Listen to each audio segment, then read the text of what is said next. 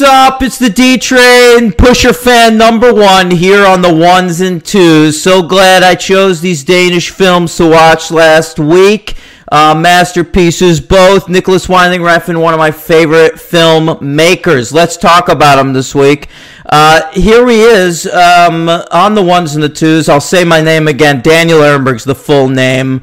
Jew boy number one. And here we go. Henry Papali, New Jersey, GSP South, straight out of Atlantic City. Henry, making plans to stay on the Jersey Shore in August. Hope you'll come to visit me if COVID's over. H-Dog, what's up?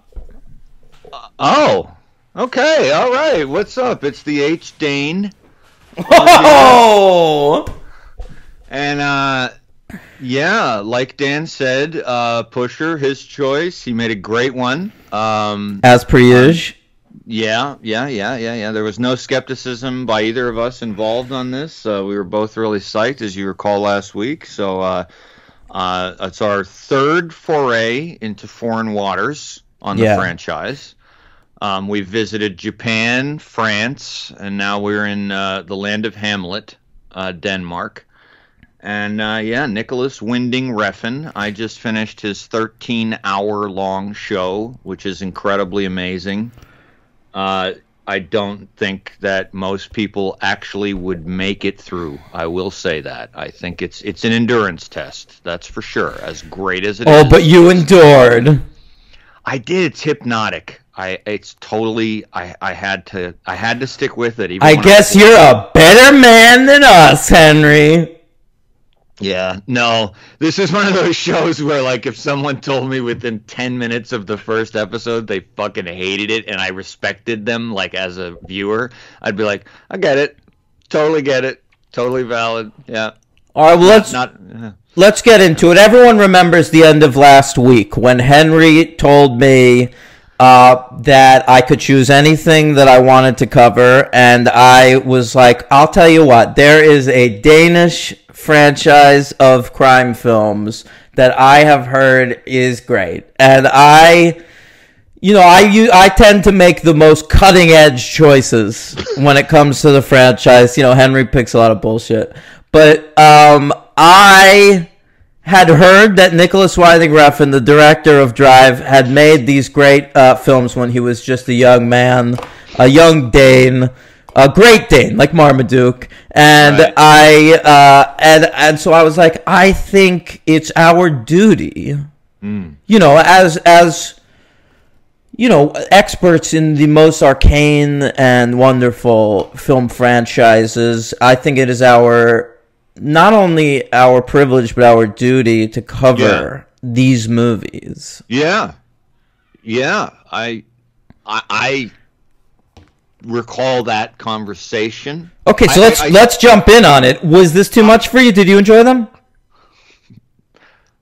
It was. I mean, when you first announced it, I was a little bit like, oh my god, like, where'd he pull this out of? Like, what a bore. I hope they're not like the newer ones where it's just like slow and all that. I know. But I have to say, I got, some emails, supporting you for your choice. Yeah. And saying that, I should just, relax. Buck it up. Be more open-minded, yeah. And it turned out you were right, and it was a great experience. As always. Yeah. No, I gotta doff my beanie to you, my friend. Doff of the beanie. Why do you question me? I don't know. Sometimes it happens. I get doubtful. It's I'm not the most cultured guy. I know. Sometimes my doubt overwhelms my better thought processes, and in this case, I was wrong. And you were a real John Patrick Shanley this week, Henry. Yeah, doubtful. By the way, this is episode 243. That entire introduction, if you're new to the show, was bullshit. But it was fun to do. I liked it. I liked the take. 243 was the English classroom in my high school. God damn, man. Sometimes I think like you should have worked for like the NSA or something, like with your incredible memory. But I wouldn't care about any of that. If the NSA needs me to remember every Woody Allen movie, I could do that. No, but like I feel like you're the kind of guy who, like, if the NSA said, "Look, we need you to walk around this Moscow thing, incognito. You're going to be accompanied. Just watch. Just look around. Mm-hmm. Just look at numbers. We're not going to tell you what to look at. Just look. And then if we ask you later on, a couple years, tell us. And they'll ask you. They'll be like, what was the badge number of Putin's bodyguard? You'd be like, oh yeah, that was 1529. No, wouldn't do it. Too cold there. Well, you'd be inside for the assignment. Seems like a lot of travel. God, they pay well. Nope. I got stuff to do. All right. Listen, I got Royal Rumbles to watch over here, gang. I'm not doing any work for the NSA. Listen, H-Dog, you chose these movies. I'll own up. I'll own up. Okay? Last week, we were covering Shrek. I chose all the movies in December. I was like, we got to do Daddy's Home. We got to do Bad Moms. All right? Then Shut Up Tim comes in with $100. He's like, no, you got to do Shrek now. So at the end of Shrek, I was like, oh, God, I got to keep Henry interested. So I say, Henry, you could pick anything you want. He goes ahead against my better wishes and chooses a series of 3 Danish crime films involving drugs. I am exhausted at the very concept of watching these films, and so I complained. Then Dr. Sirloin, erstwhile listener, very erstwhile. Really? I would say extremely erstwhile. Didn't know he was erstwhile. So fucking erstwhile, dude. Really? Oh, okay. Yeah. So erstwhile listener, Dr. Sirloin, extremely erstwhile, he realizes they made a remake of these fucking movies in English, and Henry was like trying to be nice to me, so he was like, we don't have to cover it. I looked it up. I was like, oh god, it's a real movie. It's produced by the guy who made the originals. We gotta cover it. Well, actually, I wasn't trying to be nice to you. I did. You knew that I wasn't trying to be nice to you. I didn't want to do it. I passed it off because I was like, well, it seems to me more like an international sort of Infernal Affairs, and then turns into The Departed situation for me. And then Dan and James Davis from London. Yeah, great frequent listener, new Discord participant. Yeah, he also pointed out that about this connection. Yeah, it seems for real, and so we're covering 4 movies in the Pusher franchise. Now, when I found that out, I was furious, obviously.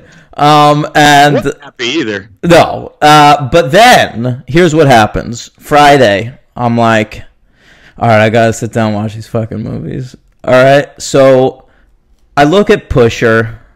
It's 40 minutes long. All right, and then I'm like, 40 minutes long. Hour 40.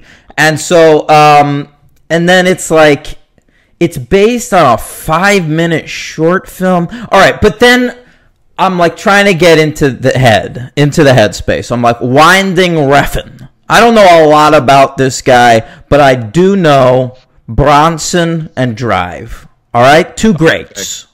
They are, yeah. 2 greats. A 4 and a 5, baby. That's a 5 and a 5 to me, but okay. Yeah, that's understandable. Maybe another Bronson rewatch would push me over the edge there. Yeah. All right. I'm enjoying those movies, thinking about them, and I'm like, all right, I'll put it on. And 5-minute short film expanded, I'm like, maybe this is the next Bottle Rocket. Oh. All right? That's how I tried to frame it for myself, or Stranger Than Paradise or something. So I put it on. And H-Dog, if I may, I I mean, it is just so clearly a great movie. I don't understand why people don't talk about this movie. Like, I never heard of it. Yeah. The only reason I heard of it was because of him. I think that's probably the only reason anybody watches it. Yeah, I mean, I've known about it, though, for years. I just wasn't sure. I also, not all for the same reasons as you, because I think I do like this director a little more than you. I've seen 5 of his movies. 3 of them are great. 2 of them are total bores. Well, I will Only God Forgives. I shut off. I didn't make it through that movie. And then Neon Demon was on my Netflix queue for a really long time, but because of Only God Forgives, I never pulled the trigger on it.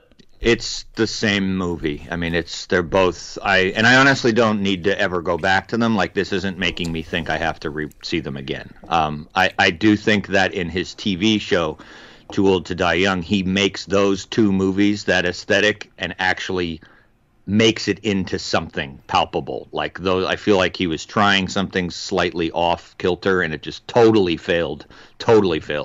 But he made it work in this TV show. But so I had heard of the Pusher films for a long time, and I'd actually thought about covering them a few times, but the time just never seemed to be right. And I knew we had 1 or 2 weeks. Now, I did think it was a trilogy. I never paid any attention to this other film that I did see existed, but I didn't think it was really connected officially.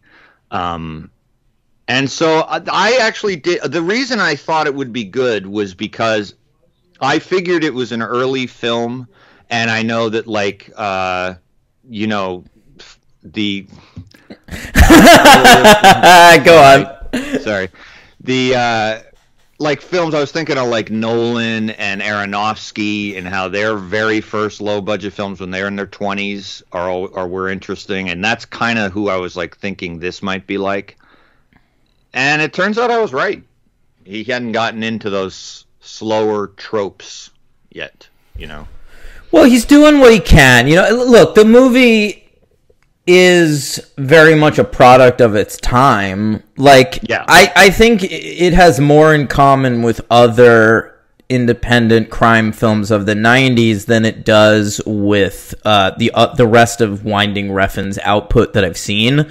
Absolutely. That said, when I sit down to watch a low-budget indie crime movie from the 90s, in general, what I'm going to get is a Tarantino ripoff. That's true. And that's not what this is. No, not in any way. You're right. If anything, this almost is like an Abel Ferrar kind of vibe. Yeah, that's an interesting one because, Bad Lieutenant's not far off from this. This is not about cops, and it's not about... It's about criminals, basically. It's about a drug pusher, hence the title, this dude named Frank. But, it's really much more of a character piece. I was expecting to, get... okay, so the movie starts... Henry. Yep. Can we take a step back and do the stats, and then we'll make some great points about these films? Sure. Okay, so he co-wrote these movies, the first one anyway, with a fellow named Jens Dahl. That is, of course, John Dahl in disguise as a Danish man, I assume. It was released August 30th, 1996 in Denmark. The budget was 6 million DKKs. All right, I don't know what that means. It's kroners, I guess. Yeah, I did the math. I put it in the that comes into just under $1 million doll hairs. Yeah. Oh, well, that's okay. That's low. It's 1996. It sounds a little high for this, but that's low. It's low, but it's also when I hear first films that cost that much, I'm always like, how rich is the filmmaker? How much money was he able to raise from family? Yeah, and I that doesn't surprise me that it cost that much because a ton of this movie is filmed outdoors, and unless they went guerrilla style, which it sometimes looks like they did. No, they definitely did, because I caught a couple of times extras looking at the camera. Yeah, I did too. I just was talking about some scenes like chases and stuff, I feel like they must have had permits, but maybe they didn't. Didn't feel like there were a lot of permits involved here. Yeah, you're definitely right about the extras, but it's great. It works because it looks like they're just looking at the crazy shit we're looking at. Yeah, there's a really crucial scene that comes. It's like an action scene where he's running, and at the end of it, he sort of emerges from an alley. And like the second he emerges from an alley, there's like an old man there who's like, "What's going on?" Yeah, and even the long tracking shot where he's running down the street, like the people in the background kind of just turning their heads, not in an extra way, because we all know extras they have some ambition. You can't tell, these people don't know what, like, what is this? These aren't Hollywood extras, man. What's that? These aren't Hollywood extras. Hollywood extras trying to put a little extra stank on it. Somebody posted in a clip of an extra from Scream 2 this week, and I had never noticed this fucking guy, and it is so funny.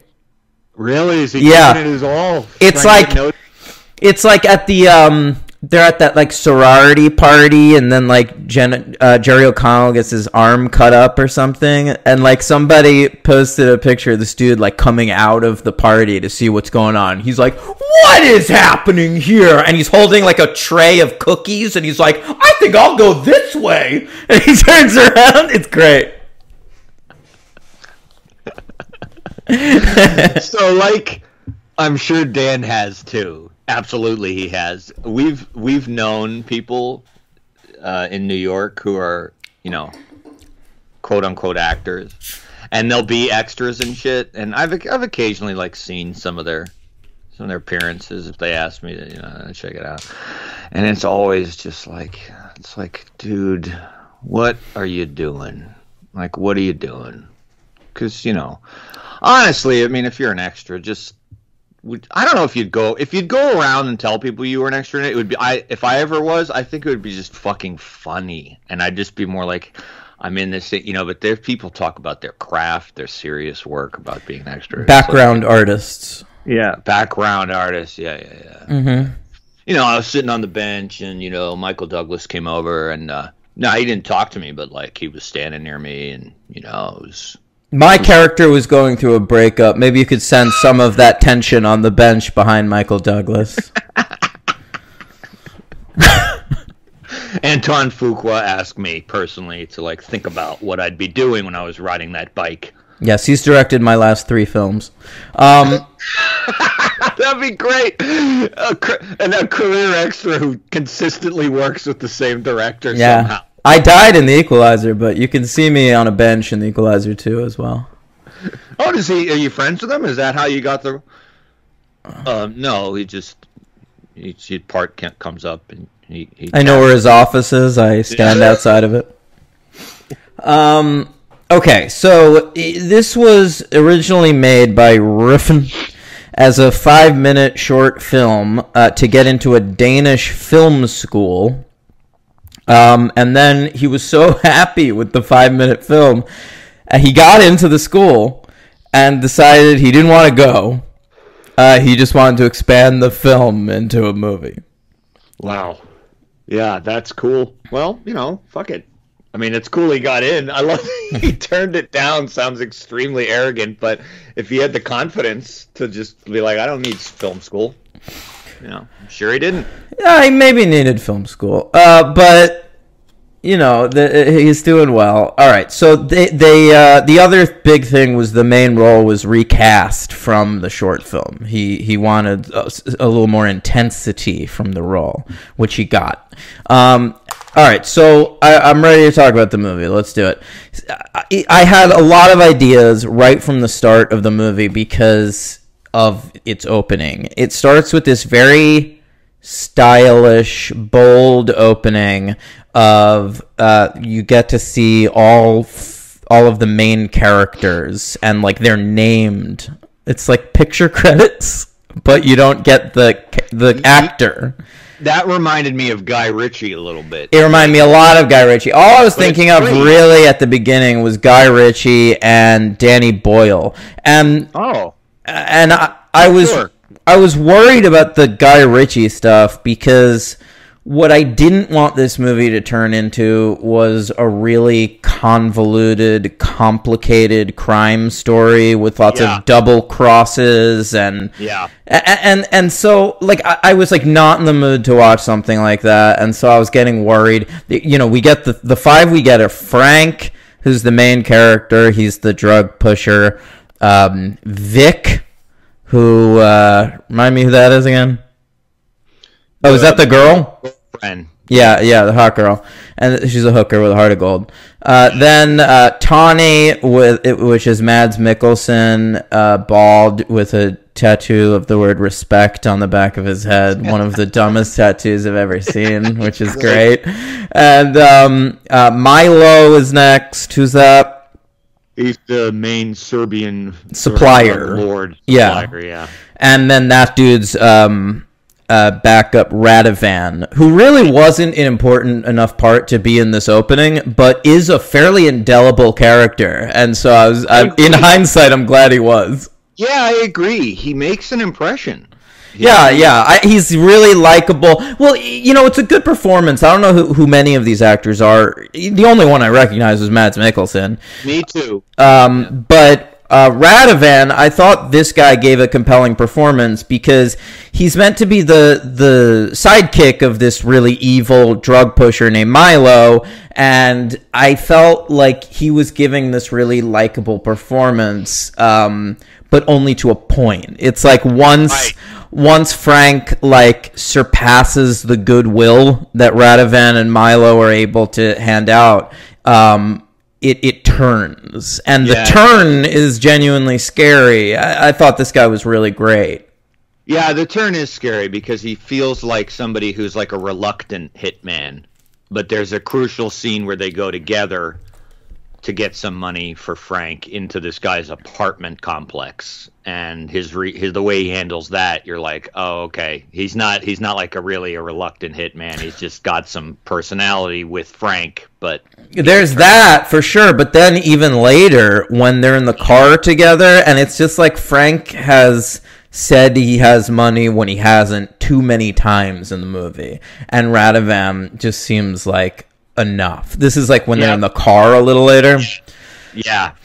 Really cool. It's very good.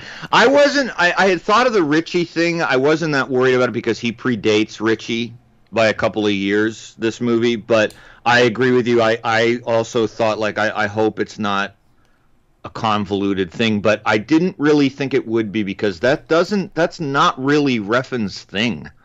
Like, even in Drive, Bronson, and Valhalla Rising, like they're just really straight on linear narrative stories with not, he's not real interested in that. He, you know, and he hadn't gotten into his whole atmosphere thing yet. There's a little bit of that though. You know, a pleasant amount in these movies. Part of it, I think, is the score. Who's the guy who does the score in this movie? It reminded me of fucking Porno for Pyros. Like, it sounded like he had Dave Navarro on guitar. Yeah, Peter. Wait, Dave Navarro wasn't in Porno for Pyros, just Perry Farrell was. But regardless, it felt glammy. Because he's a Danish rock musician and former member of a Danish rock band called Sort Soul. Yeah, but I don't know what Sort Soul is. We wouldn't, but I guess he's friends with any Danes out there listening? I'm a little curious. Oh, are. I mean, we got a lot of Scandinavian listeners. We must to even have reached any sort of chart recognition. It can't be one or two. So we hope you are. Shoot us an email if you are. Yeah, were these movies hits? Did you see them at the time? Were these in like video stores in the 90s and people were like, video guys were like, oh, check out Pusha, it's great. Is that how Scandinavians sound? It's bad. I watch a lot of Scandinavian TV on Netflix. I know you do. That's not bad. I'm watching a Belgian thing right now on Netflix. It's very good. Anyway, that was pretty good, man. Can you do it again? Oh, yeah. Did you check out the Pusha film? I like it. Thanks. Yeah, I hope everyone loves it. My new character. Video store guy in a Danish video store. You throw it in a video. Oh, so that's him in the. I get it. Yeah, he's recommending it to everyone who comes in. Right. What's he look like now? What's he looks like me, but younger and Scandinavian. Oh, it's not what I was picturing. Maybe a little fatter. I was picturing a kid with like spiky 1996 hair. I had spiky hair in 1996. Okay, a little bit out of the times he's in, kind of like punk, like thinking it's more Sex Pistols era, but working in the 90s. You know? Oh, yeah. You're picturing like hipster. You're picturing like Ghost World characters. Yeah. Totally. Mm-hmm. All right. So yeah, Frank. The other thing this movie does is it separates it day by day. It's Monday, Tuesday, Wednesday, Thursday, Friday, Saturday. It's him over the course of 1 week. And the whole thing is like it just gets more and more out of control over the week. You've seen 1,000 movies like this. It's just a character story of a guy's life running out of control. It reminded me a lot of a Safdie story. Like the Safdie brothers, they tend to do it over the course of one night. Refn, extends it over the course of a week. Yeah, and it's funny too because sometimes when a movie comes on and it says Monday or something like that, I get a little nervous because it feels real gimmicky. And I'm just like, oh boy, now I got to keep track of what's going on. But it works completely in this movie because of each day. Refn and his writer somehow they make it feel like a true passage of a week, like they really do. I think it's important that it takes place over a week instead of at night because the whole premise of it is that Frank owes money to Milo and Radovan. And early in the week, it seems like this is a guy, he's a drug pusher. Like, he probably owes money a lot. Like, the first couple of days, he's not concerned at all. Like, he'll get the money, it'll come through somehow. And then, like, slowly you see, like, Wednesday and Thursday, he's like, all right, well, now I have to, like, take the lead. Like, I'm gonna have to, like, go out and get money somewhere. Yeah. And then when things keep falling through, then on Friday and Saturday, you start to get that asshole clenching Uncut Gems terror in you. Yeah, totally, yeah. And the actor, Kim Bodnia, who basically looks like a Danish Tom Sizemore. It's not bad. It's incredible.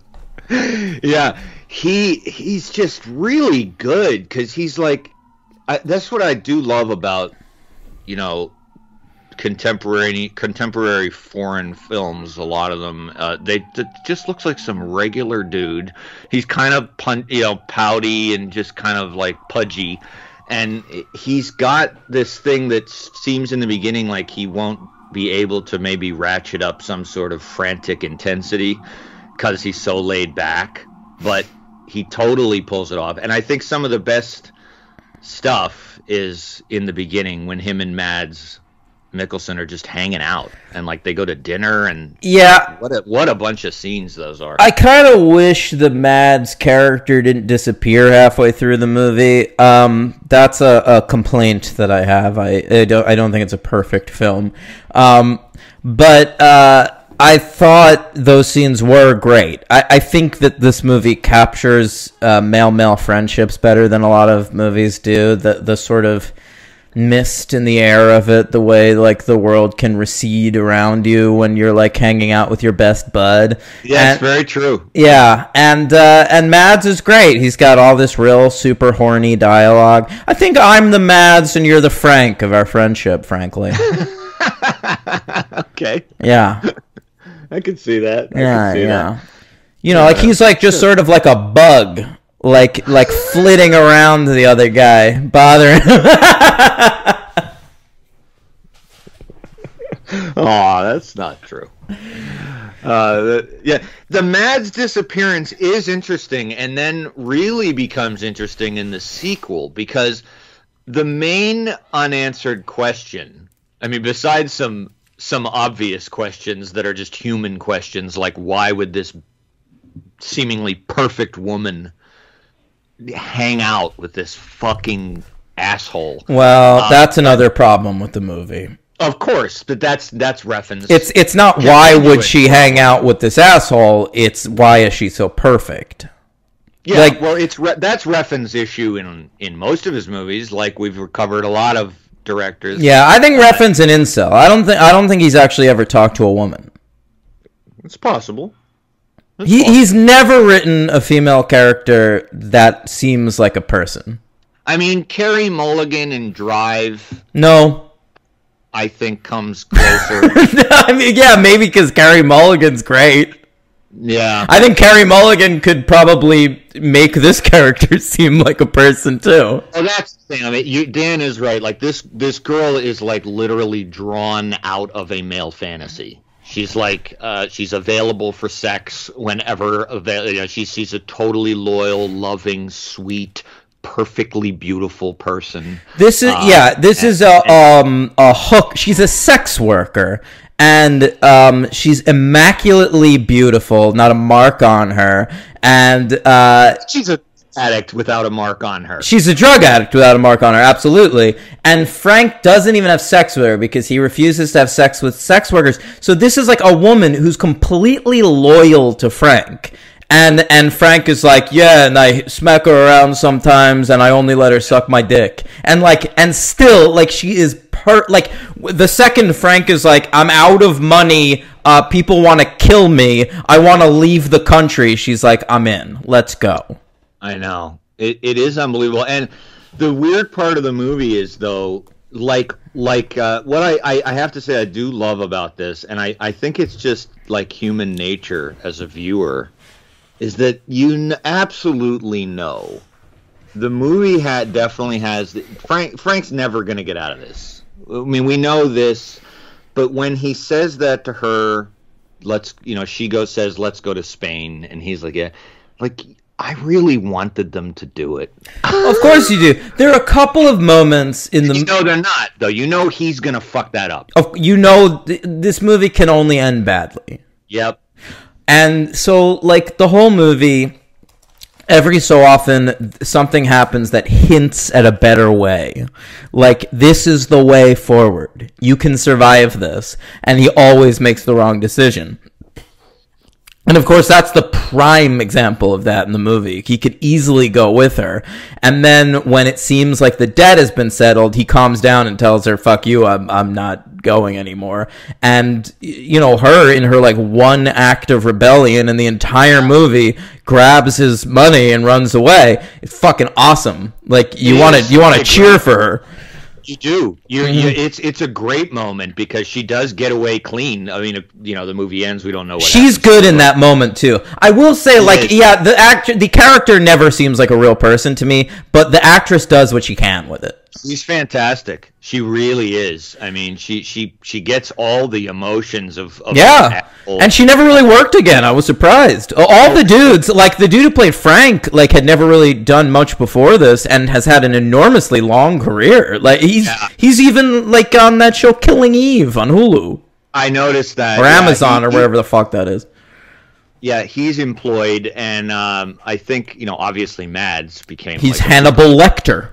Yeah, he's a villain in a Marvel movie.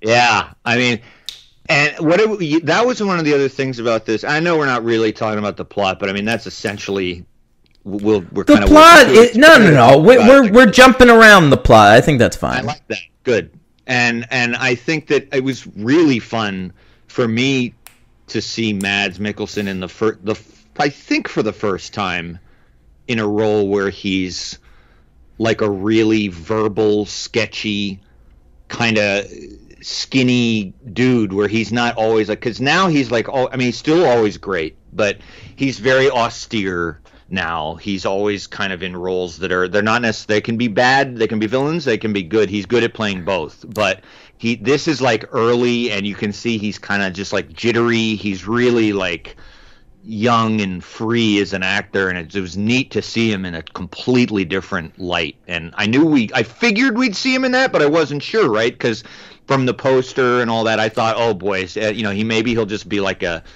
the hard ass. Yeah. Well, there are a lot of character actors that I feel like at a certain point are like tied down, like they get known for a role, and so then a lot of the character roles they take are sort of like that. It's happened to Margot Martindale and Ann Dowd. On the male side, I feel like it's happening to Michael Shannon lately.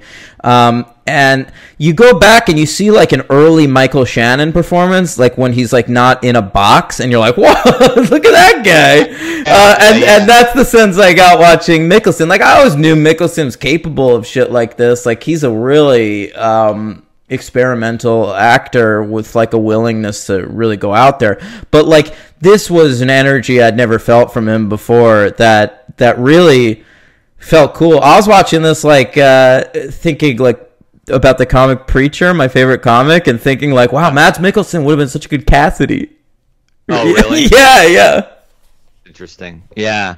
And this is, I guess, he's done 3 movies with Refn. He's done these 2 Pusher films, and he's done Valhalla Rising. And the cool thing I also thought about, and we'll get to it when we get to the second one, though, but is that this 8-year gap between the 2 movies, and he just seamlessly goes back into this character. And sometimes, as we've seen countless times, people come back and you don't know what happened in their lives in the interceding 8 years, and like they're just forget 8 years. Remember when we did the Rocky movies? Like, Sylvester Stallone is playing Rocky in the first 2, and it was the third one we hit where it was like, oh my god, you're not playing Rocky anymore. What are you doing? What it was, this third? Okay, yeah, and it's like he's able to like get right the fuck back into it, and that's impressive. I mean, I don't know if I'm sure he was working the whole time. I'm sure he was, but he did not come back to it like, oh yeah, I was the guy in Pusher. I can do something different with the guy now, and he totally doesn't. And, well, Refn wasn't working, which is different. No. Oh, I meant Mikkelsen. No, I know what you meant. Yeah, but yeah, I do agree with you that it's on the one point you made a while ago. It is interesting in the movie when he disappears from the movie, because it's the one unanswered question, and it works anyway, I think, but it would have been a neat thing to know, because you never find out, even in the second movie. We are given a scene where there's the big drug deal that Frank is going to try to get to pay this debt off, and it's right before they get busted by the cops. He gets busted by the cops. Mads is apparently arrested, and the cops say that he turned on Frank and made a statement. Frank gets out after 24 hours, because I love the drug rules in Denmark. That's pretty lenient. They see him with the drugs 8 feet away, and he pours them into a lake. All of a sudden, he's not in possession of drugs. That's great. It's like, wow, okay. I don't think that's how it works over here. I love what the cop says. He goes, "We found you exploding through a powdered, wind of brown, and then we saw you 8 feet away ripping up a bag in the ocean. We know you had drugs, but we have to let you go." Yeah.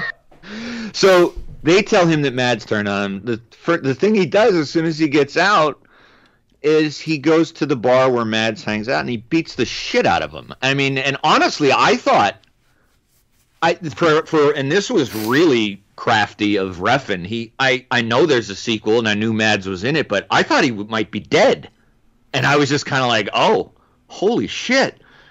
Like, and so not only did he fool me for a few seconds, thinking he might have killed him, but then they never really tell you at all if Mads Tony ever really did say anything, or that was just the cops using some tricks. And it was interesting to me that their friendship, I would have thought that Frank loves him to the point where he would give him at least a benefit of the doubt to like maybe smack him around, but say like, hey, and he doesn't. And I guess it's just a more portrait of Frank's unraveling. Yeah, I never felt like this. I certainly never felt like Tawny was dead. Baseball bat, and it seems like he's just lifeless. So I didn't. But yeah. I got the sense that they could always make up after this if Frank was somehow able to get away with it, but I don't know that he was. Like, we still don't really know what happened to Frank at the end of this movie. It sort of ends the same way as the first John Wick. I don't remember how that works. Well, he's like, he's sort of standing in the middle of the street, like accepting, all right, they're all out to kill me now. Boom, end of movie. Yeah, I mean, I had in it, which is a cool way to end it. It's not the most original. It doesn't matter. It wouldn't be original either way if he had a resolution either. I had no doubt in my mind he's not going to get away. I mean, but does he die or does he go to jail? That's the question. I don't need to know. I don't give a shit. I never needed a sequel to this movie, regardless. Yeah. But I think I would have. I don't need to know that, but if there is something missing from this movie, it was one more Mads Mikkelsen scene. Even if it's just like a montage at the end of him looking bummed or something. Like, I just need to check in with him. Check in with him, yeah. And I mean, personally, I thought before I watched the sequel, I thought that he is killed. I think the only reason the sequel's about him, A, is because like he now Refn's friends with a movie star, but also like it's literally the only loose end in the entire movie, unless you want to do a movie about the hooker with a heart of gold running away with the money. But who wants to see that shit? Yeah, and I think from the second movie, it's implied in a scene with Milo in the nice apartment that they kind of imply he is alive, like, because they ask Mads if he still hangs out with them, and he's just like, no, I haven't heard from him. So that I feel like that little group of gangsters would know that he's dead, and Milo would know because Milo would have been the one to kill him. So I guess he lived, but I don't know. It doesn't, like Dan said, it doesn't really matter, but it really does make you care. I mean, that despite Frank being a scumbag, I was still like, do you still care about Frank at the end of the movie? Do you feel bad for him? After when he says it the final time to his girlfriend, like, fuck you, I'm not going to Spain, I gotta say I didn't. It was more like the humane side of me that just didn't want to see this guy get murdered, but that was kind of it for me. Like, before that, I really did. I wanted him to figure this out somehow and live, but when he does that to the girl, it's kind of like it really shows you a deep portrait that this guy is just so self-absorbed and so delusional that he's actually going to be able to pull this off. And then I was really like, fuck you, Frank. Like, you kind of deserve what you're going to get, man. I'd parted ways with him sooner. When? Okay, so one of my favorite scenes in the movie is he's really struggling, trying to find money. He's going to all of his clients, asking them for, hauls, basically, like as much as you can give me. And then he is still low on money, so he goes to see his mom. Oh, that was awful. We have never heard about any character in this movie having parents. Like, the whole movie exists in this drug subculture. And then to see him go home to his mom, who apparently lives nearby, like he grew up around there, clearly, and he goes into that house. She's asking him if he's okay. She's asking him if he's there because he needs money, and she seems like a lovely person. She's just like a mom. Like, it reminded me of anybody going. It really, to be honest, reminded me a lot of when I was deep in my alcoholism, when I would go back to see my parents, because like that's not necessarily what they wanted to talk about. Like, they wanted to see me and make sure I was okay and maybe give me a little bit of advice, which I would yell at them for. And that's sort of what happens here. And to me, the most crucial line of dialogue in the entire movie, which is so representative almost of like an entire generation of drug users and lazy people, is, he says, and I related to this line. I thought this line was brilliant. It's one of my favorite lines I've ever heard in a movie. He says, she says, you could have been whatever you wanted. You're smart, And he responds, I could be whatever I want. I just don't feel like it. Wow. Yeah, yeah, I forgot about that. I mean, and that, I mean, even for like a slacker to say, I mean, that really says a lot about a person. But for this guy who's like a drug dealer and who's like about to get murdered for being low on money, for him to still feel that way, I mean, that is a real window into somebody's psychology. Yeah, he's really fucked in his own brain. Like he is. You're right. And you mentioned also something about. You said in passing she lives by. It seems close to him, like lives near. That's one thing they didn't achieve with this movie, in my opinion. But I think that's completely because of money. Geography. Yeah, I didn't get a great sense of what Copenhagen is like. And I know that's because of money. Because Refn's other films, he fucking loves showing shots of where the terrain is in L.A. and mainly L.A. with his American movies, and in Valhalla Rising, you even get a medieval sense of where they're going in distance. But I think he just didn't have money to show. He didn't have money to show any panning shots or aerial shots or any kind of thing. He does get a great sense of claustrophobia of obviously alleyways, little bodegas and stuff like that. He actually creates a more believable neighborhood in the second one, probably because he had a little more money. Yeah, you're right. Yes. You're right.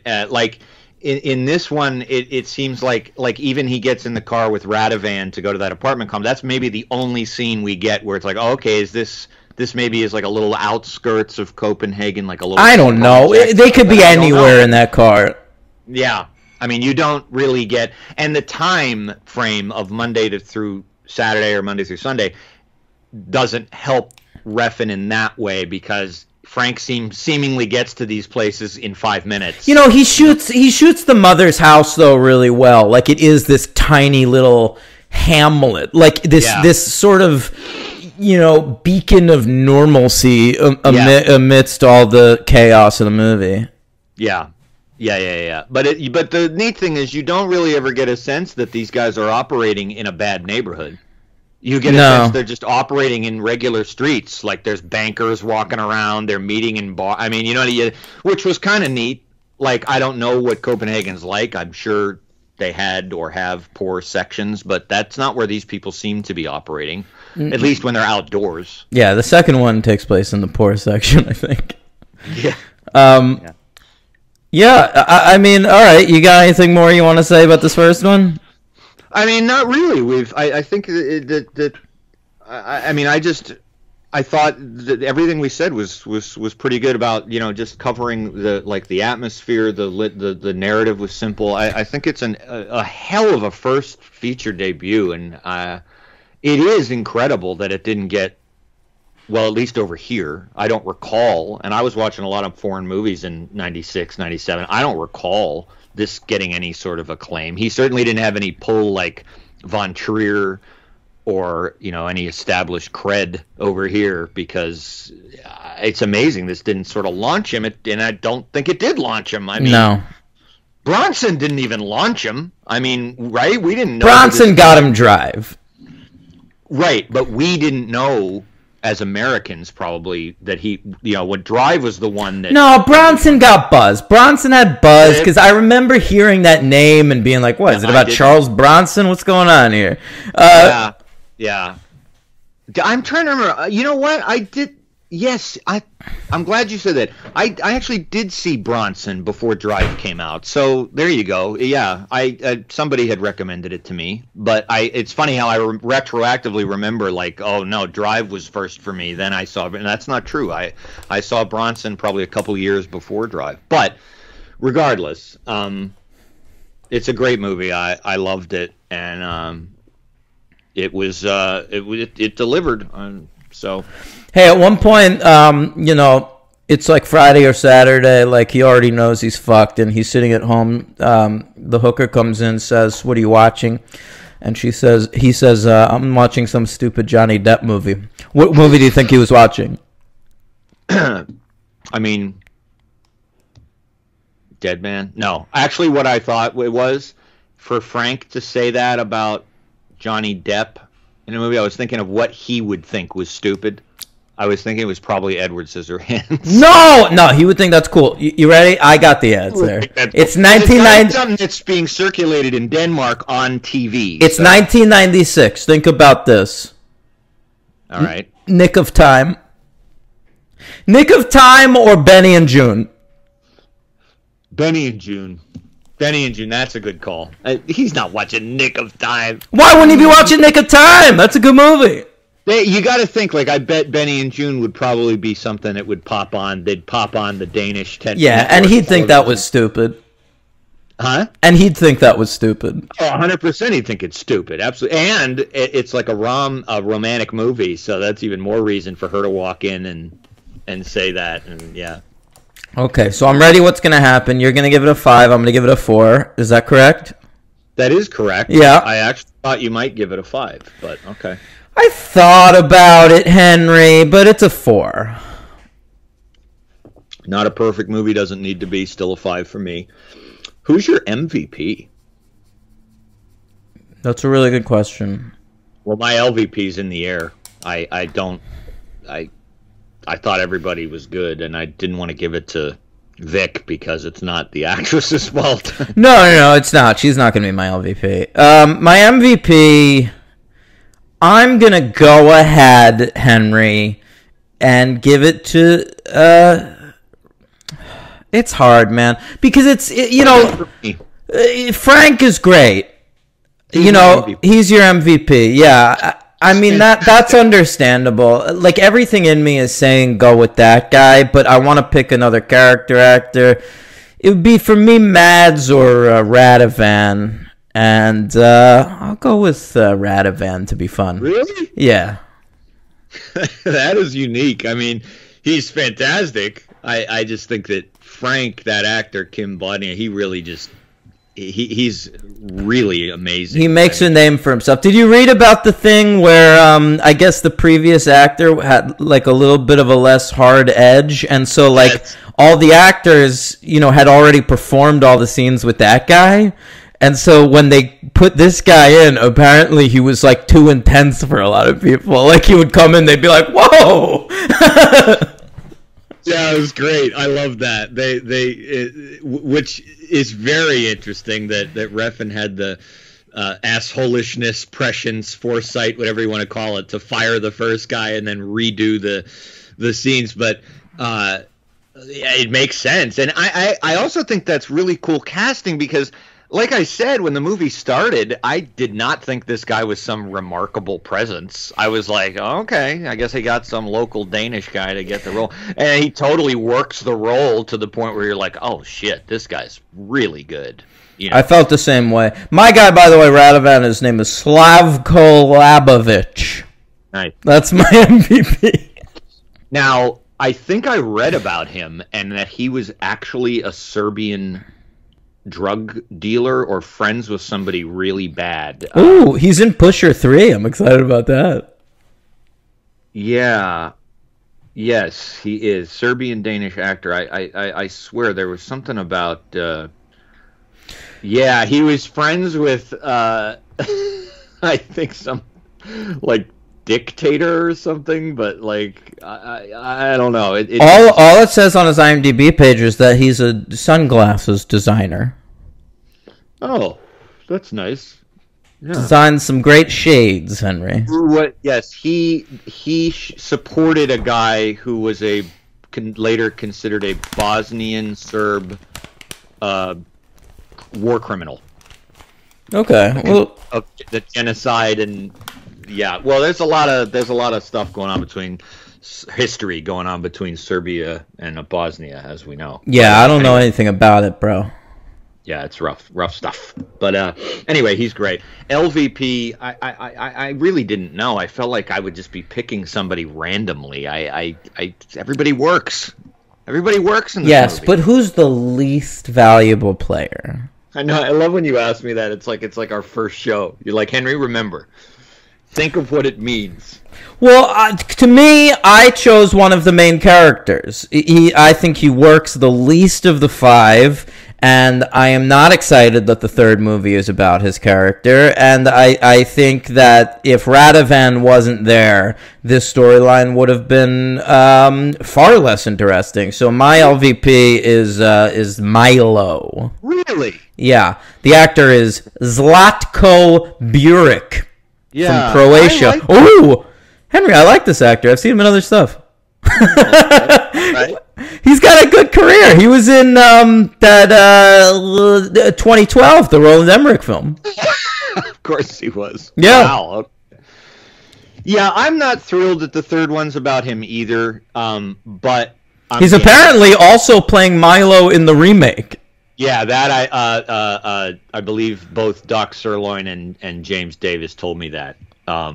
Yeah. Oh, he's in Dirty Pretty Things. That's a good film.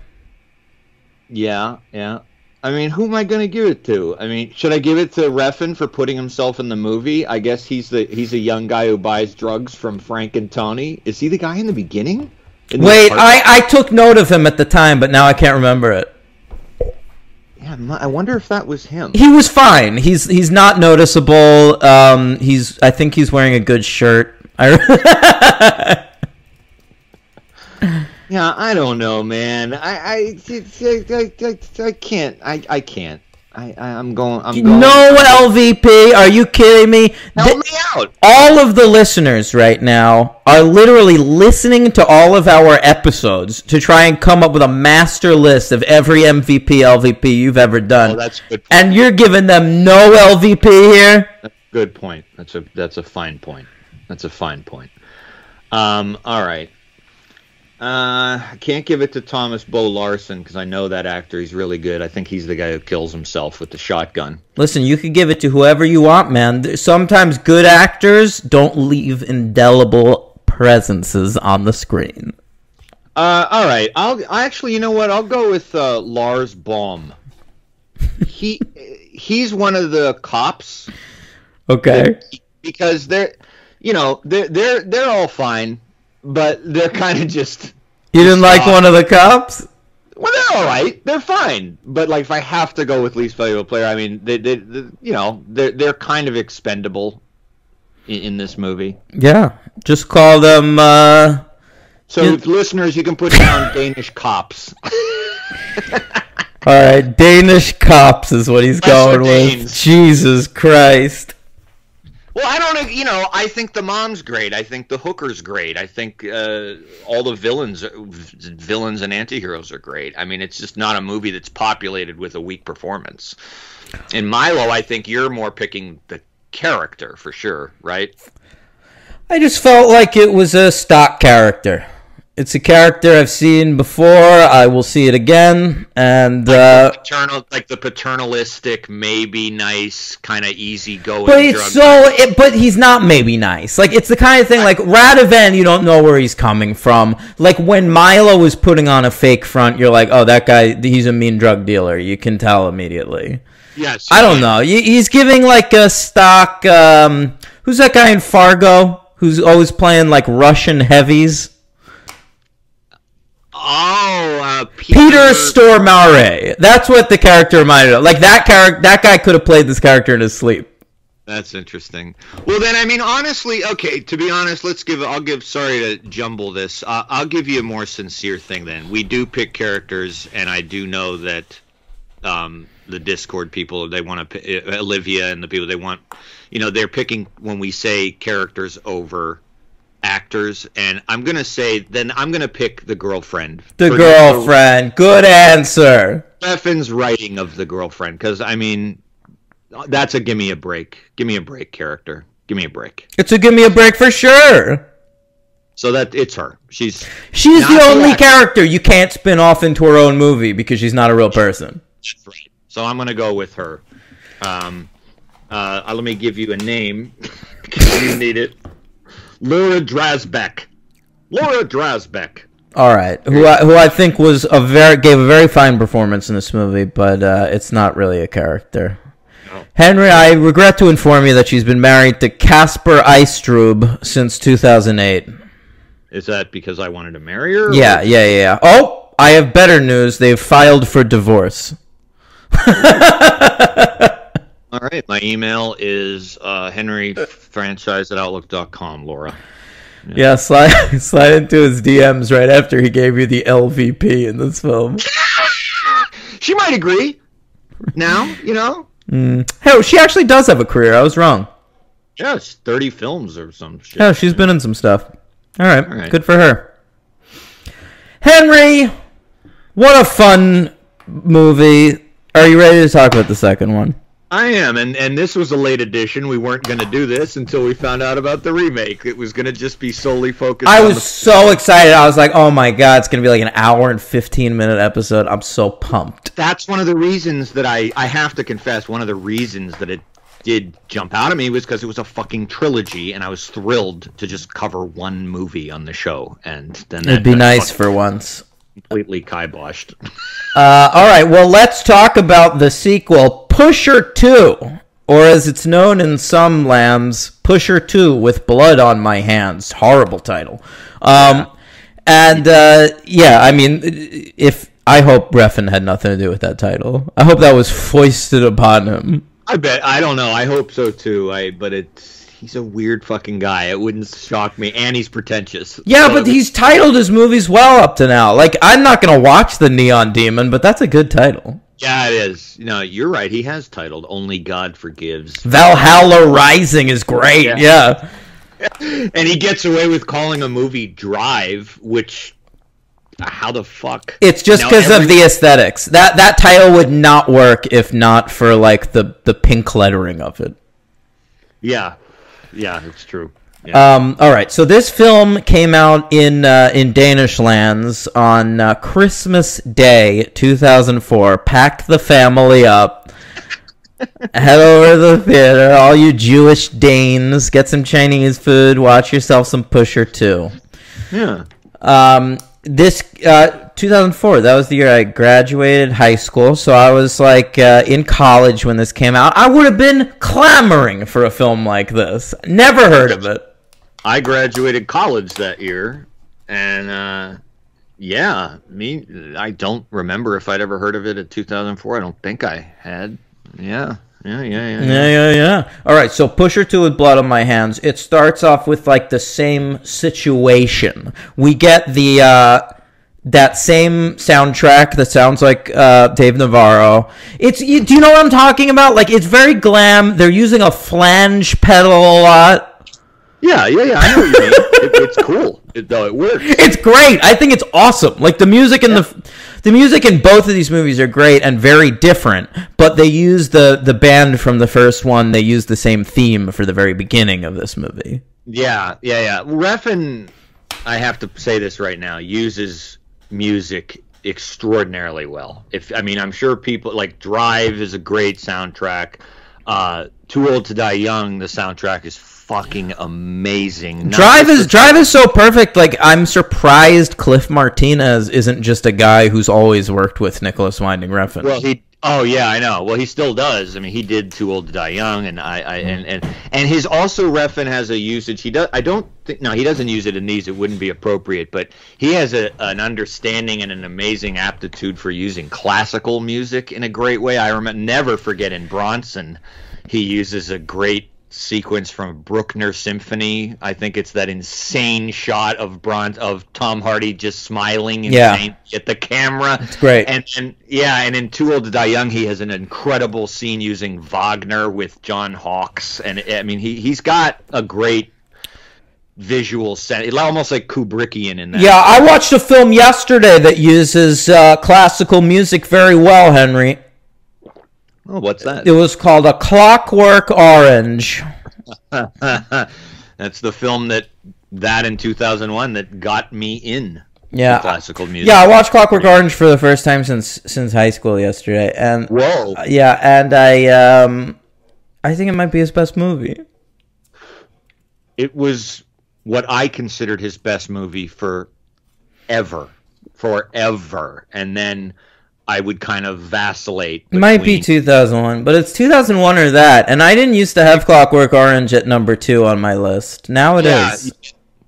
Yeah, my love for that movie was only diminished by I've seen it so many times. I mean, that was the movie that got me into Stanley Kubrick, an obsessive fan. So, yeah, it's incredible. Its usage of classical music is pretty much, I mean, I don't know what's better. I mean, that's the way everything in it is used. Even those.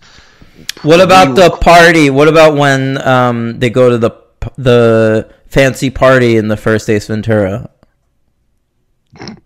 There's good classical music in that scene. It goes like, what's that? What's that? You hear it as a ringback tone a lot. Oh, Vivaldi. Yep. Do not pass go. Do not give $100. What's that? That's isn't that the second Ace Ventura where he gets the ball? Oh, yeah. Classic stuff. Best laugh in the movie. Yeah, so many laughs in that movie. All right, Pusher 2 with Blood on My Hands. So we get the same thing where it's setting up the cast of the new movie one by one. We get our main character Tawny, and then I wrote down the ones in the first one. Do you have this? Have the names? What do you mean? All right, well, whatever. Yeah, the names, the 5 main characters we get. Oh, no. Yeah, so it's like Tawny, then what's his dad? They call him something, the Duke? The Duke. Yeah, and then O with a line through it. Yeah. That's very fun. And then Charlotte is in there, and I think one other... Oh, and then Kurt. There's Kurt the Cunt. Yeah. He's listed as Cuss Kurt in the credits. I don't know if you noticed that, but in the film they clearly call him the Cunt. Yeah. That felt a little bit like, now it's 2004, so that felt a little bit like Refn's seen some Guy Ritchie films. Well, this okay. I really liked this movie. So did I. I will go out and say that first, just so you know that this is going to be a positive review. Yeah. I really enjoyed both of these, but I will say that this movie never convinced me it needed to exist. As much as I liked it, yeah. I do feel like, okay, so this is 8 years after the first Pusher, and he puts out another Pusher 2. I had read that Winding Refn did not want to sequelize Pusher. He just wanted to make more movies, but he couldn't get anything made. He couldn't raise the money. And so the only people that were willing to give him money were like, if you make a sequel to your one successful movie, then we'll finance a movie. So he had to make this. I mean, and I'm glad he did. He clearly made Pusher 2 and Pusher 3 to finance the rest of his career, which ended up working. Right, and he didn't put it on autopilot. He wasn't like, fine, here's your fucking sequel. I mean, he put his effort into it. Yeah, for sure. And there's definitely filmmakers that have done that, been forced to sequelize one of their films and then like come to bout just like hitting all the same beats and shit. This is definitely almost like a thought experiment. Like, I'll title this Pusher 2, but what I'm going to do is I'm just going to take an underdeveloped character from the first one and develop him into a lead.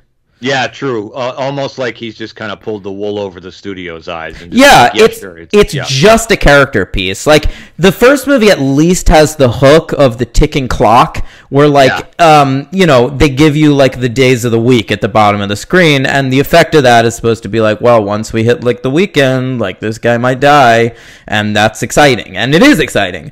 Whereas in this movie, you never really get anything like that at all. There's no real hook. It's just like, here's Mads Mikkelsen. He's out of jail. He's got a kid now. He's got to figure that shit out. There's the movie. That's it. I mean, he's just kind of going from stop to stop and sometimes not going anywhere. You just meet the fucking lowlifes in his life.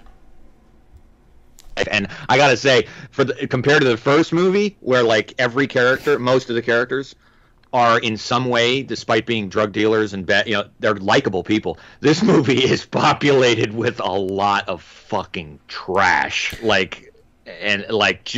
just bad people. It is trash. I think the most indicative scene of the whole film is just like, people are. I understand this movie will probably have people complaining like I didn't have anybody to root for, and I get that, but I also think that this movie acts as a pretty good fly on the wall for drug users, whereas the first movie was about pushers.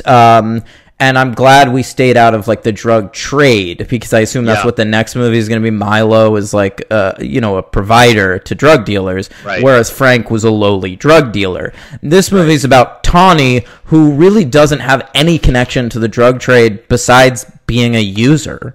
Yeah. And that's really fascinating to me. So the scene that I'm talking about is that big party. I don't remember what the party's for. His dad's birthday or something? I thought it seemed like an engagement party between O and... That's what it is. Yeah, O and Gry. Gry. Why do you call her awful? She's my dream woman. Really? Yeah, kind of. The women in this, oh my God. I fell in love with them. I fell in love with all of them. I meant they're awful character. Of course they are. Like just reprehensible. I mean, my God, it's because of the baby. The baby's presence makes everything just. It's hard to watch some of those scenes. Yeah, but in a different way. Like Trainspotting, of course, brings a baby into Drugland, and that's a hard movie to watch because of that. But it's also like Danny Boyle is such a brash filmmaker that like he wants to show you the baby through like drug sequences, through hallucinations, through metaphor, and then like it hits harder when you see the actual dead baby. And that movie is also a comedic movie as well. This is not. So the tone is very different. Yeah, for sure. And the music in this is a lot more of the Cliff Martinez ilk. Like whoever was doing it is adding like an electro-pop tinge to it, which I thought really, really worked. But anyway, in that scene, he's taking care of the baby pretty much, and Tawny up to this point has been a reprehensible character. Like we fucking hate this guy. He's brutal, and we don't want him to have the baby. I want him nothing to do with the fucking baby. But then he goes into the kitchen and finds like the 3 women at the party that are supposed to be taking care of the baby just doing lines of coke, and the baby's just sort of sitting there. Ugh. And so he goes in, sees this, and like his first instinct isn't to just grab the baby and get out of there. It's to grab the woman who's the baby's mother around the neck. And it's just like everyone's impulses in that scene is just like, this baby has no chance. Like I don't care who's taking care of this baby. This baby has 0 chance of living a decent life. Yeah, that's right. And it's also should be noted that in that sequence, this party, which Refn does a good job in this of passage of time, I thought, it seems to be going on forever. And I mean, at this point, Tawny he's drunk. Well, the movie's quick too. The scenes in the movie are relatively short until this party, which does drag on purpose. Yeah. Right, like he gets drunk, he leaves, he comes back, he goes to an apartment, he comes back, he's like, it's almost like how it did make me wonder. Like I've been to Europe twice, and they do drink a hell of a lot. But it did make me wonder, like, how are some of these characters still fucking standing? Like Coke is the answer. Out. What? Coke is the answer. Oh right. Because in the first movie, most of the drugs they're doing, there is coke involved, but a lot of the drugs that he's selling and doing in that movie is heroin. And so anytime like we see someone do drugs in the first Pusher, they're like passed out on a couch or something. Yeah, you're right. In this movie, they're staying up all night. Yeah. Good point. Thank you for that. You're right. A simple explanation that didn't occur to me. It's very obvious. Yeah, and so Tony just keeps going. So yeah, he grabs the woman and all that. And but we should mention also just the guy. Now, I want to know what you thought of this character, because he's extraordinarily different, I thought, from Milo. But he's also kind of could be considered a stock character. I mean, what about the Duke? No, he's great. He's great. I didn't like the character at first because they tried to set it up where, like, Tawny is getting out of jail and he goes to try and work for his father, the Duke, who's clearly, like, a shady guy, but, like, a respected businessman of a certain type. He's got his shit together. He's clearly got his ship in order. Right, and so, like, I was skeptical of the movie when we first see him out of jail going to see the Duke, because it's like, all right, so this character we met in the first movie, it's the easiest possible thing to, like, give him daddy issues where, like, he needs to impress his father and make a name for himself. That's, I mean, we've seen it a million times. But then one interesting thing they do over the course of the movie is, like, you learn more and more about the Duke, and he gets more and more horrifying. Yes. To the point where, like, it becomes less about Mads Mikkelsen, like, less about you wanting him to impress his dad, and more about you wanting him to get the fuck away from his dad. And, like, in that scene, that's very well put. In the scene where he wants to take the baby, like, I think I'm watching that scene going, like, that's Tawny. Yes. Like, when Tawny was a baby, Tawny needed somebody to take him. To take him and get the fuck out of there. And it never happened, and it's not going to happen in this baby, too. And he's never going to get away from his dad. He's just trapped. Right. Yeah. You're right. And you put it well before when you said you do want him in the beginning you're rooting for him to impress his dad. He steals the car heist. That goes off okay for him, for his character. But like you at the time in the movie, that feels like a victory for the character. It totally does, because nothing works out for this guy. And they he does do something cool where he doesn't just have Tawny be a pathetic character with no explanation and make you feel sorry for him through that. He's making you feel sorry for him because of the people around him, and they're so unremittingly awful. Like, it's remarkable. The only friend he seems to really count on or have is O, but he's not really fleshed out that much. No, one thing I liked about O is that he doesn't seem to have loyalty to anybody. Like, when Tawny is hanging out with him one-on-one, he's a really good friend to Tawny, but then when we see him separately talking to his girlfriend on his own Gry, like, he's trying to appease her. I think, like, the interesting thing about O is he's not fleshed out for a reason, and it's because, like, the main trait of this character is he's just a fucking people pleaser. Yeah, and that also another scene when Tawny brings the Ferrari back, and he's all proud of it before the car heist. He brings the Ferrari back, and everyone's like, "Get this fucking thing out of here!" And when the Duke shows up, he looks at O, and he's like, and O just like totally doesn't have Tawny's back, even though he's just like, "Oh, I didn't have anything to do with this. This isn't on me." So it's like he's trying to please him too. So that's also indicative of O's character. I just thought I think what made me think I wished he was a little more fleshed out was the end when Tawny kills his dad, which was enormously satisfying. He goes, for some reason, the first place he goes, stabs him repeatedly too, like he's fucking Macbeth. Yeah. Yes. And in another movie, he would be. If it was a different character, he'd take over the kingdom, but that ain't happening here. That's not this movie. And he goes... That's not this movie. No. He goes to O's house. And so that made me feel even sorrier for Tawny, because I was like, God, the first person he thinks of going to is O about this. But the whole time he's there, I was thinking this is a mistake, because O's not even he's not gonna have his back. He's got nowhere to go. He's living in a world where nobody has anybody's back. Yeah, you're right. Yeah. And I mean, this is a guy with the word respect tattooed on the back of his head. Like, that is the most important thing in the world to him, which instantly, I mean, in the first movie made me skeptical of the character, because I think, like, people who are obsessed with the concept of respect are about the dumbest people in the fucking world. I couldn't possibly agree more. I fucking hate that shit. I hate when people are like, you don't respect, it's about respect. It's like, no, I don't respect. It's not about respect. I don't have to respect you. You're very stupid. I don't respect extremely stupid and hateful people. Totally agree with you. Respect my opinion. That's the thing you hear a lot in the Trump beers. Well, just respect my opinion. No, you're a fucking Nazi. Why would I respect your opinion?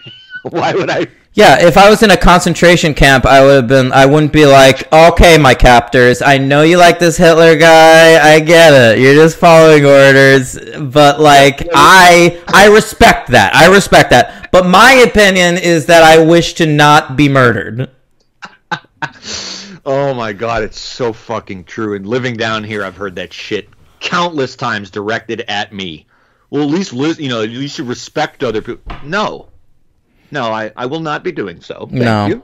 Anyway, so this guy, he's got the word respect tattooed on his fucking head, and nobody respects him. Nobody. Right. It's horrible. And, It is, and... This is a man, he just gets out of jail, all right? The stereotype of men who get out of jail is they gotta get going. They gotta use that dick. I know where you're going with this. Listen, there's a long scene in this movie, and it's no coincidence it happens right after he goes to see the Duke, I believe. He gets these two hookers and tries to, or I mean, even if it's not, like he's about to go see the Duke, or he just saw him. I believe that he can't get his dick up in this scene because of the Duke somehow. And it's such a horrifying scene. We've all been there. All right, this took me right back to this one night where, for whatever reason, my dick just was not fucking working. All right, it's only happened to me twice that I can think of, but it immediately took me back to that. And Mickelson plays the frustration of it so well. And when he's trying to fuck that, I got a little something going here, just get the condom on. Just get the condom on. It's so fucking, it's awful. He's desperate. Yeah. And they're making fun of him. And it's rough. And the sequence before that, we should really talk about it because I think it's key. I think we both, I don't know about you, I wasn't thinking about it until the end of the movie, but the opening sequence is him getting a lecture from his cellmate about fear and all this. And it's a good sequence, but it's strange. It has a strange ending because if you recall, I actually didn't really understand this fully. It was the only part of the movie I really didn't really get. He gives him an interesting lecture about how his cellmate conquers his own fear by doing something very, very violent. And Mads is listening, and then it cuts to Mads, and Mads is getting out of jail. And then it cuts to Mads in the cell yard, and he just attacks somebody and gets his ass kicked. And I guess it's trying to say that's showing that I was afraid to start a fight, so I'll start one before I get out and get my ass kicked just to try to conquer that fear. I mean, I don't know what to make of that scene. It's an odd sequence, and then he's just out, and that's it. There's no explanation. Yeah, I sort of forgot about that. I liked it at the time, though. It's shot interesting. It is. Yeah. It's weird. He for no reason punches it, which happens, I'm sure, in prison all the time, but he just punches the guy, and it's not to gain respect or to establish a stature as a prisoner because he's leaving. Yeah, at the time I thought they were trying to set him up as having gotten deeper into being a skinhead. Maybe he's gotten more racist in jail or something, but it doesn't really manifest itself. Yeah, besides the haircut, I don't even know if he is a skinhead. Do they ever make his tattoos? He doesn't have any of the fucking... In the first movie, he never shuts up about sex. And anytime he brings up sex with another race, he's incredibly disrespectful. Clearly he'll fuck anybody, but... Right about that. They have a whole conversation in the pharmacy about that. And Frank, in a funny twist, I love when he gets offended. Yeah. He says something about black women. Yeah. Frank Frank like looks at him. He's just like, "Don't say. Why would you say that?" It's just between the two of them. But I get like Tawny is like ever trying to be like an edgelord, just like trying to like shock people. And in that moment, like Frank is like, "It's just the two of us. Who are you trying to shock? I'm your friend. Right. Like, why are you talking like this shit?" Yeah, right. That's a great moment. But anyway, yeah, that first scene was just strange. But I guess the first scene is supposed to tie into the end, where obviously the fear that Tawny has, not to sound like a dime store psychologist, but it's of his father. And he clearly overcomes that. And then a probably even greater fear of taking care of a kid. But, you know, he gets pushed to the edge with that. Is it when he goes to O's house, right? Is that when he takes the kid? Yeah. Because his girlfriend is so... Oh, that's right. Yeah, he like stops over there. I don't think the intention stopping by is to take the kid. No, but it's not. But he's like grabbing some of his stuff, and he sees the kid who's just sort of like abandoned in a bassinet next to a couch, and he just grabs the kid. Yeah, and they're just two women. They're just like unrelentingly calling him like a loser. I mean, it's hard to watch, and you know, I got to give credit to Mads and Refn for not making it an unwatchable movie, because it's definitely in different hands of different actor or in a different director. This could be unwatchable just because he's put down so much.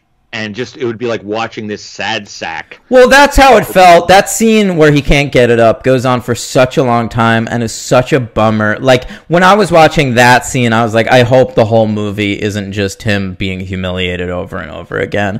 And it isn't. It's a character piece. You're in that guy's head. Like, you hurt for him when he's getting, you know, ripped on or whatever. But, like, generally, you're just, like, on his journey. Like, you're on his wavelengths, yeah. What do you think of the baby mama? Charlotte is the character's name. I thought the actress looked like Laura Palmer. She did. Oh my God, you're so right.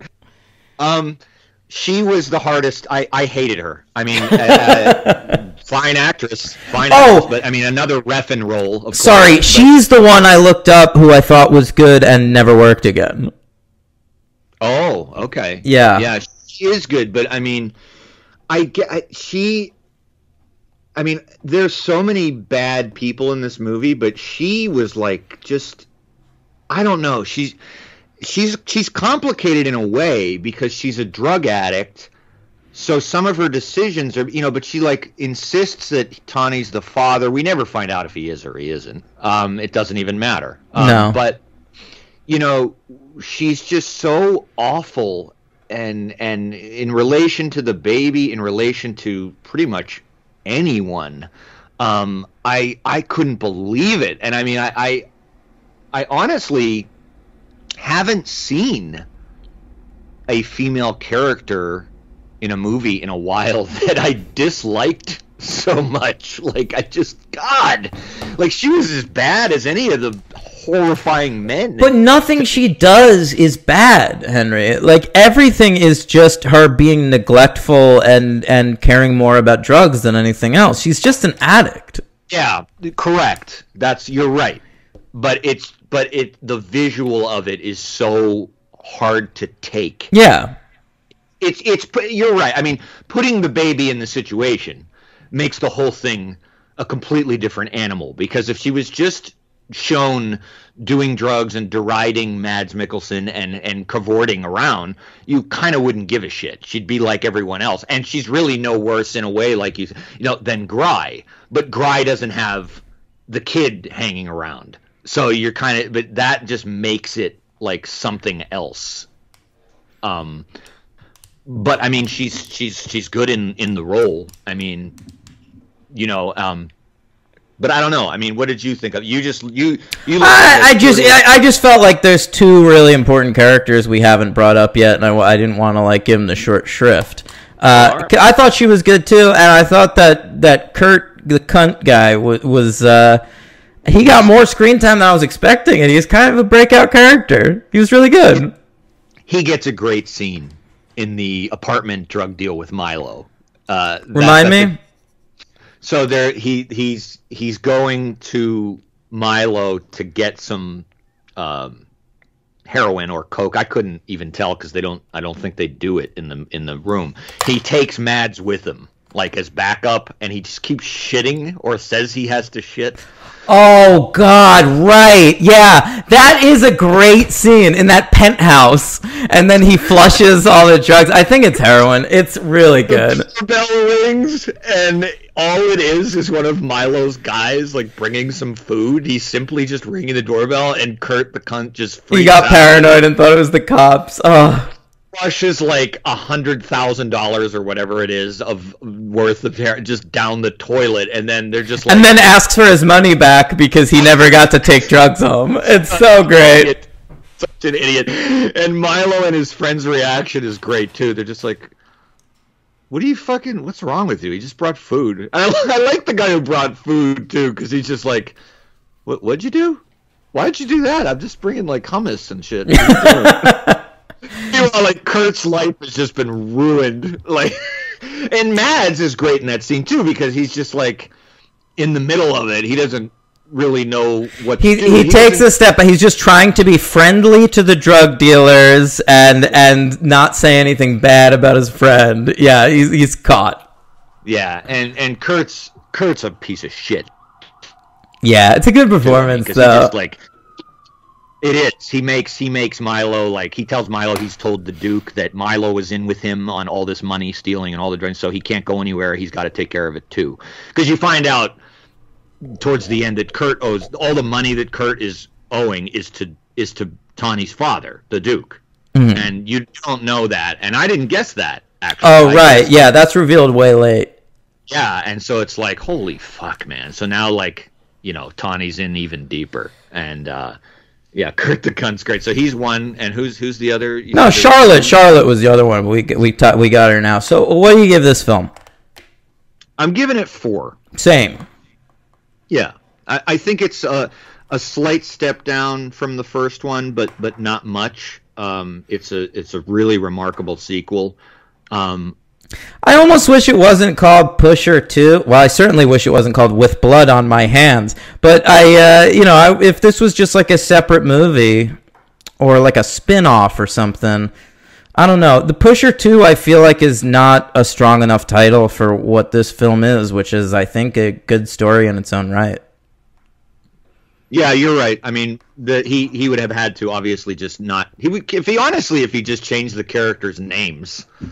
I mean, no, I think it's okay that it's a spin-off, but I think he should have changed the title. I think, like, this, it would be more interesting if someone was like, have you seen this new movie? And, you know, he's playing the same character that he played in this other movie. Like, if that was more of, like, a surprise and he just focused on this as being its own unit.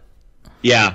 Yeah, like, I never needed to see Milo in this movie. I kind of wish Tawny was the only character from the first one that we got. Well, it was just him and Milo, right? They're the only 2 carryovers. Yeah, I guess so. All right, so I give it a 4 as well. The MVP is Mads, and I hope that Winding Refn sent him a really nice basket of muffins for helping him out for this one. Really carries the movie. Yeah. He's unbelievable, Mads. He's my MVP, too. My LVP is going to go to O, like, for reasons already stated. That's played by the actor Øyvind Hagen Traberg. Yeah, I don't know how to say that. I don't even know if did they say that like I can't hear. I'm just going by the subs, man. Me too. I don't know. This guy, yeah, you know, it's sad because I do think it's an okay performance, but he's my LVP as well. Yeah, I just couldn't go with anybody else. You know, I felt like, to me, Charlotte and Gry were fairly fleshed out. I mean, I would have liked for both of them to get even more fleshed out, very fleshed out. But, oh, you know, who's another good character I liked? I liked Red, who was the Duke's brother, Tawny's uncle, the fat guy who's, like, always kind of hanging around the car shop and then he takes the ride.